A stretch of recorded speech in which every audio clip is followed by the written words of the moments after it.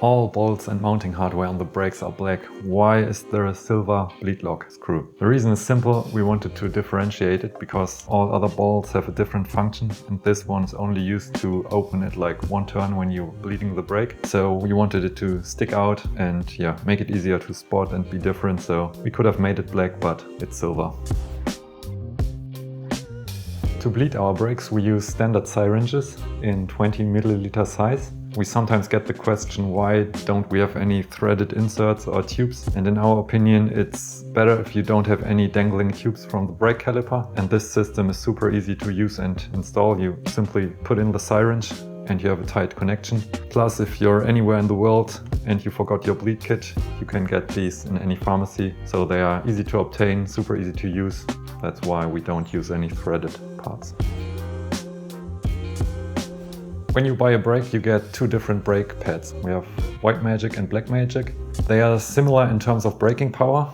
The Black Magic pads are a little bit easier to bed in and wear a bit quicker. White Magic takes a bit longer to bed in, but you get a better life out of the brake pads.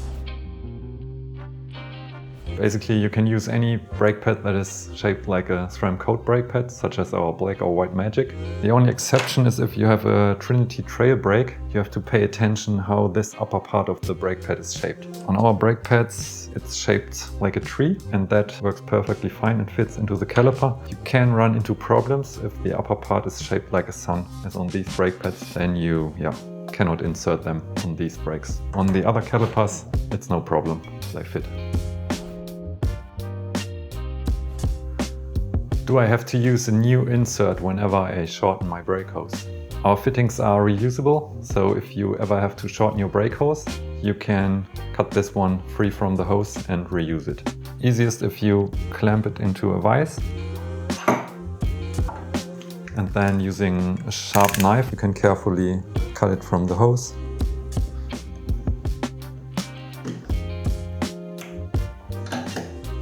First you have the black outer layer, then some reinforcement fabric,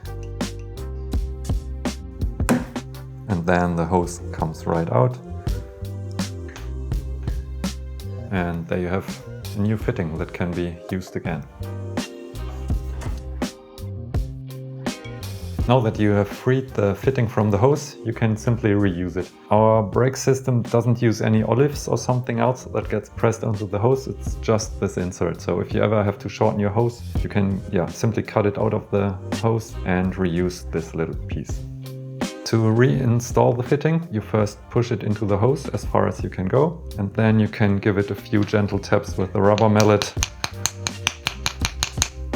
so that it sits fully flush against the housing.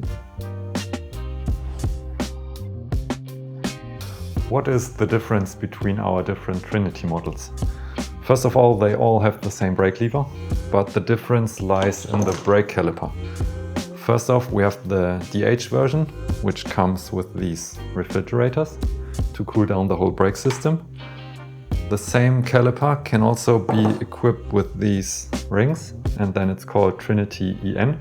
It basically is the same caliper once you have the refrigerators installed, and here you have the slightly lighter EN version. The Trinity Trail, in comparison, is a completely different caliper. It was weight reduced in every possible way to make it a lot slimmer, to appeal to more weight-oriented riders. We do without any pad retention bolt, and we also don't have a spring to push back the pads. Instead, there are 4 magnets on the pistons, which tightly hold the brake pads in place so you don't get any rattling noises. The brake lever is the same on all of our brake models. However, there is one slightly different part, and that is the fitting. On this brake shown here, we have a safe sleeve installed. This part comes as standard on the EN and DH version. If you buy a trail brake, you have this minimalistic fitting installed, which is a bit more lightweight. The safe sleeve is retrofittable to any of our brakes, so if you have an older model that came with these fittings, or if you have a trail version and want to upgrade, that's no problem. How to install the brake hose into the brake lever. No matter which type of fitting you have, the procedure is the same. However, if you have this longer fitting, make sure to install the safe sleeve before you proceed. So put it over the hose, then you are safe to not forget it. When inserting this into the brake lever, it doesn't hurt to put a little bit of oil onto the seals. That makes it a little bit easier. Then simply push it into the brake lever. When you insert the bolt, it should be easy to install without a lot of resistance. If you feel that the bolt is binding, check again if you fully inserted the fitting. Then simply tighten it. And in this case, with the safe sleeve, make sure you push it flush against the housing and then tighten it.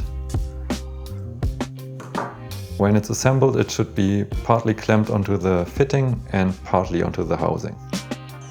In case you're wondering if it's normal that you can spin the hose, that's our intention. The idea is that you don't have any spiraling of the brake hose, but you always have like a perfect curve going to your frame or fork. And it's attached by this screw, so even though it can spin, it's secured into the brake lever. One of the joys of working on a Trinity brake is the super easy bleeding procedure. It just takes 2 standard syringes and the procedure is super simple and works every single time. But even the most simple process can still be improved, so here are a few tips to get the very best bleed.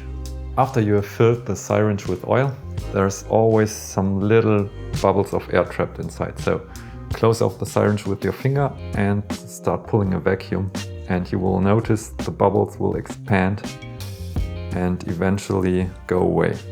So repeat this procedure a few times until you see no more bubbles rising, and then you know that there's only oil and no gas. The same principle applies when you're bleeding the brake. As you can see, I attach both syringes to caliper and brake lever, and when you push and pull the oil through the system, make sure you really pull a vacuum to get every little bubble of air out of the system. Repeat the process a few times until you don't see any more bubbles. So really pull hard, pull a vacuum. Make sure to keep an eye on the oil levels so that it doesn't drop all the way down. Same here. Repeat a few times until you see no more bubbles rising.